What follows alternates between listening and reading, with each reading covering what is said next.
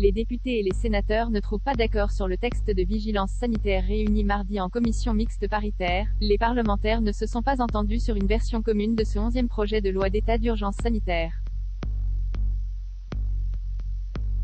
La date du 31 juillet 2022 a notamment été au cœur des discussions.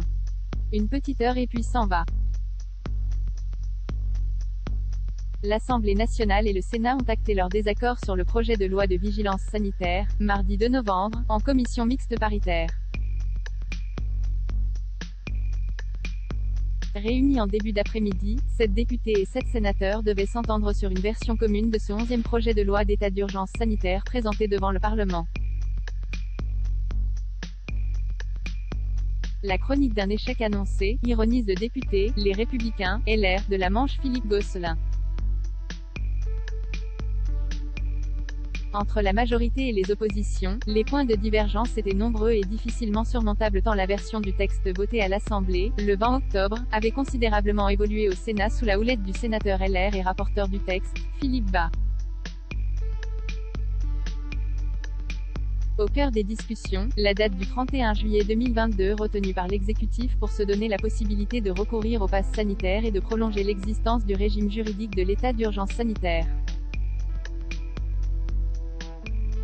Une date inconcevable pour nombre de parlementaires d'opposition, bien décidés à exiger du gouvernement qu'il revienne avec un nouveau projet de loi avant la fin de la session parlementaire, le 28 février 2022. La décision d'enjamber les élections présidentielles et législatives revient, pour nous parlementaires, à consentir à l'aveugle à des restrictions de liberté sans savoir quelle majorité ni quel président pourrait s'en saisir, estime M.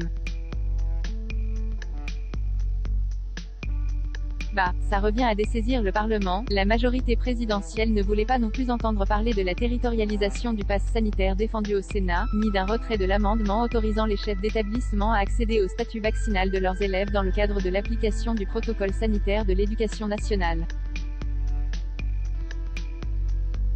Le président du groupe LR au Sénat, Bruno Retailleau, avait réitéré la position de ses troupes en faveur de la levée du pass dans les départements où le taux de vaccination excédait les 80%, dans un entretien, lundi, aux Parisiens. On ne peut pas s'habituer à une société du contrôle permanent, a-t-il plaidé. Depuis plusieurs semaines, la hausse des cas de Covid-19, dans un contexte de tension sur le système hospitalier et de recrudescence des épidémies virales comme la bronchiolite ou la grippe, fait craindre à l'exécutif un hiver plus compliqué que prévu, malgré un taux de vaccination satisfaisant. Compte tenu des conditions sanitaires, il aura probablement besoin de ces outils au-delà du 28 février, avance la présidente, La République en marche, LRM, de la Commission des lois, Yaël Braun-Pivet.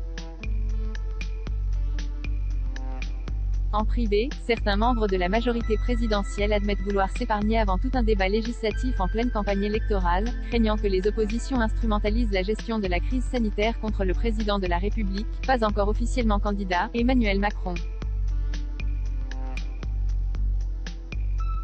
49,32%.